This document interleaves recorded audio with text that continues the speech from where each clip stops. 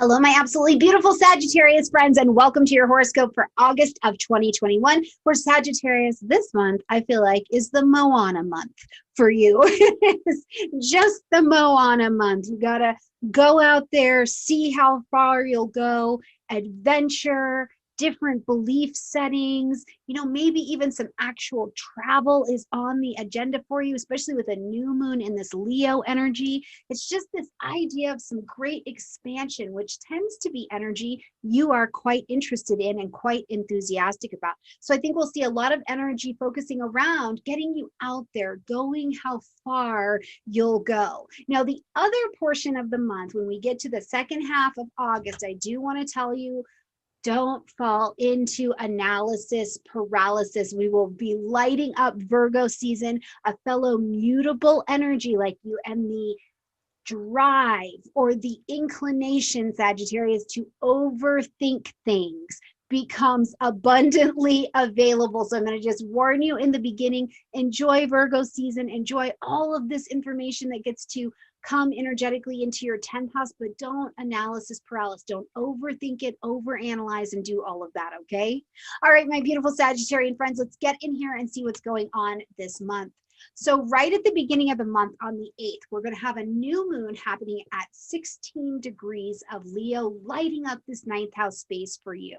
And at the new moon, we're going to plant our seeds of intention to begin something new. And even if it's not beginning a brand new project, we want to bring a fresh perspective or a fresh energy in the direction of this particular house. Now, this is lighting up the 9th house area for you, and this is your natural 9th house energy anyways. So it's the house of publishing, marketing, broadcasting. There's expansion that lives here. There is this spiritual, mental, philosophical expansion that becomes available under this energy. And with a new moon in Leo, something that is important to you to be expressing, something that is important for you to be having a new perspective around. You'll be getting this opportunity to plant those seeds to see some things from a different perspective. Put yourself out in the world in a different way. Have different faith, and sometimes different faith looks like just getting a new pair of glasses so you can see something in a different way. It's also an energy, I think of the 9th house as a great adventure. And so this could definitely be a month for you. As this new moon comes in, you start to see that your ability to expand or travel out in some ways is taking you out to those great seas that Moana went to find herself on during that movie. I realize how much I use Moana as a reference on this channel, by the way, but this is your Moana month, so just go with it, okay? Now, this particular moon is also going to be squared to Uranus. So one of the things that makes me think of at this time is that you're going to want to be open to unexpected changes. If you are traveling around these dates, be flexible with what you've got going on, because there could be abrupt schedule changes and you just have to be flexible around this. But more so in a long range 4-week, 6-month kind of energy, I think that this particular unexpected kind of change may be the snap you need to get you out of your old routine, your old thinking. Maybe you've had thinking that's been limited. Maybe you have felt yourself limited in your travel plans or something like that. And this Uranian energy helps to snap you out of that, which I think is absolutely lovely.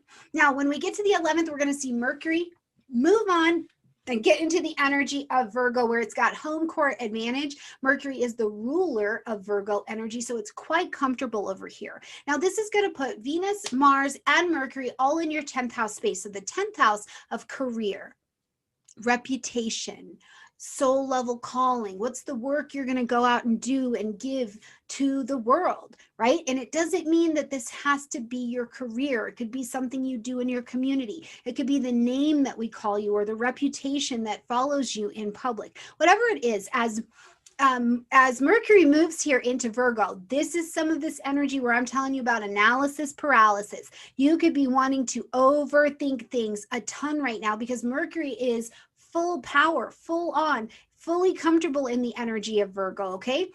Either way, it's going to bring a busyness to the work area. So I wouldn't be surprised if you find yourself needing to be of service and you need to be working on a lot of different projects. If there's a lot of things happening around government things in your life, these could all be where Mercury busies up this particular area. Now, if you've been waiting to hear back from something, have you been waiting to hear back from an institution?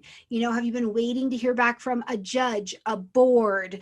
You know, did you do something with Social Security and you've been waiting to hear back from them? Some position of authority, you may be hearing back from them as Mercury is in this particular area. Now, what I will also tell you is the gift of Virgo energy is that Virgo is so strong at discernment. So one of the things that I think is happening in your career house and in the career area of your life is that Virgo wants it to be the very best that it can be. So it's going to discern, help you discern what are the priorities at work? What are the things that are the priority to you getting done your soul level calling, the work that needs to be done, Sagittarius? What do you need to prioritize for you to rise, for you to come to that next level? Virgo will help you see those things and take you on that journey, okay? As we get to the 16th, we are going to see Venus move into the energy of Libra, lighting up the 11th house, which is the friendship space, friends, organization, social grouping, social media. It can also be your long-range plans, goals, designs, and aspirations for yourself. So as Venus comes to the friendship zone, if you've had any issues with friends, if you've had any issues, maybe even with social media, Venus will come here and acts as like a healing salve, right? So it's really bringing a harmony, bringing a beauty, bringing an ease to this area. Venus in the 11th house also makes you very attractive at a public level. So if you had something you needed to present or something you needed to put out or something you wanted to do on social media, Venus is attracting this energy and it is very comfortable with Libra. So besides just being attractive in this particular area, you may actually be attracting a partnership of some variety, a collaboration, a cooperation of some variety under this energy.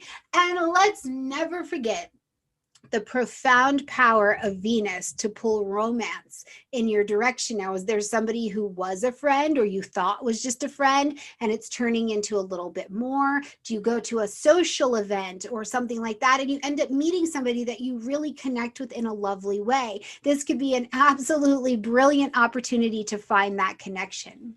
As we get to the 19th, we're going to see Uranus stepping into its retrograde at 14 degrees of Taurus. So if you have any planets, points, angles, or anything like that at 14 degrees of Taurus or 14 degrees of the fixed signs, which are Taurus, Leo, Scorpio, and Aquarius, I want you to see and pay attention to what's going on in those areas of your chart because they're definitely going to be feeling the influence of this Uranus retrograde.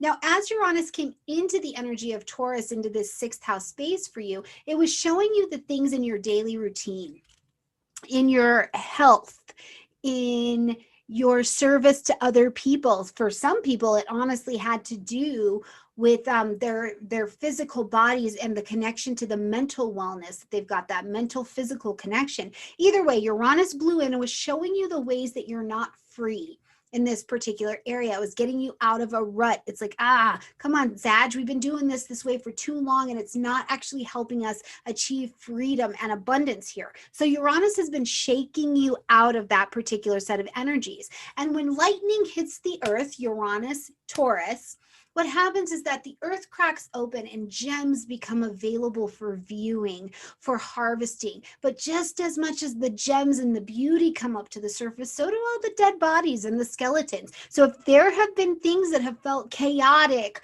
or they felt surprising or they felt shocking or they just felt like drudgy that you've been dealing with, as Uranus goes retrograde, instead of having to continue to deal because they keep coming at you, I think it's also an opportunity or it's a time to assimilate everything that you've seen.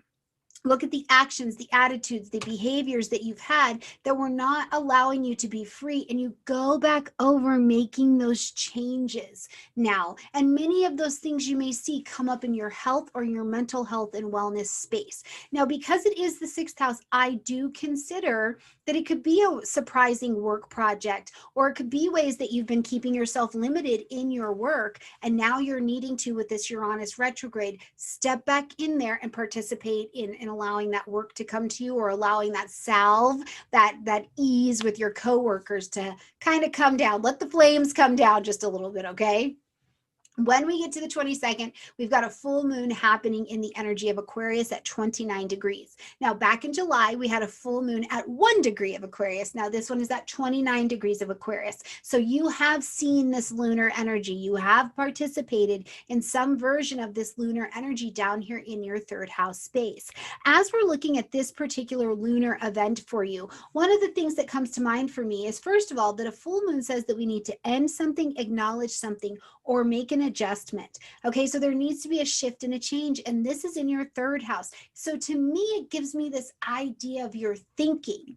Your thinking has been needing a shift. You've got the sun in the ninth house up there expanding you, giving you different ideas, different faith, letting you stretch your arms and your limbs and your mind and your philosophies out in different directions that are beyond the horizon that you have previously been at. And now you've got this moon, so the heart space down in the third house. You know, are you having a hard time, Sag, letting go of certain ideas? I think that this full moon will help you to shed light on ideas that are maybe not the best for you, ideas that are old and outdated, maybe even ideas connected to groups, to friendships, to what does it mean for Sagittarius to be out and of the world, but independent. An independent Sagittarius adding their voice to this beautiful grouping of people. You know, you could definitely under this moon energy be making those adjustments. And for some of you, I do think if there are educational opportunities, books that you've been writing, anything like that, you could be wrapping it up as this full moon is happening, okay? Also on the 22nd, though, we're going to see the sun later in the day move into the energy of Virgo. Keep in mind, analysis paralysis of mutable energies. Don't get yourself all worked up. Don't overanalyze too much if you can avoid it, Sag, okay? The sun is bringing light, heat, life, and vitality to this 10th house area for you. So what's going on in your career?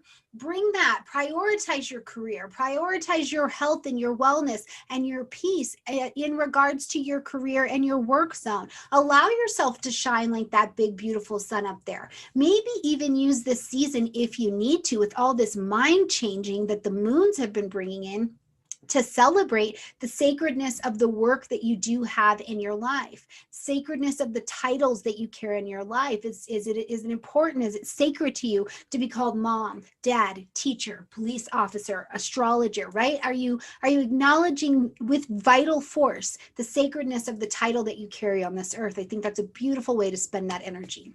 Now, as we're going to close out the month, we're going to see Mercury move into the energy of Libra, and Mercury will be in the energy of Libra all the way until November, because we're going to experience some retrograde here. So I think that this is the start of communications in this 11th house space for you. This is the start of conversation with friends, with these social groups. This is the start of some collaborative conversation in the social media spaces. This is with Mercury and Venus traveling in the same energy. This could be you really looking over that budget for that long range plan down the road. Are you making sound decisions to get you there? Are you making sound decisions within your relationships that allow those to last long term for you as well? Whatever it is, this is the beginning of a beautiful friendship with Mercury in your 11th house, and we are going to look back over that as Mercury retrogrades as well, okay? All right, my beautiful Sagittarian friends, I think you have got quite the month on your hands. Please be sure that you are also looking at these aspects and these degrees against your personal chart so you can get the real nuance of how this is going to go down for you and what are the extra special details that are important to your chart and your world. You can go to astro.com and get one for free. You can get one from me or any astrologer that you are working with. All right, my beautiful friends, like this video, comment, share, subscribe. I love you, and I'll see you next month. Bye.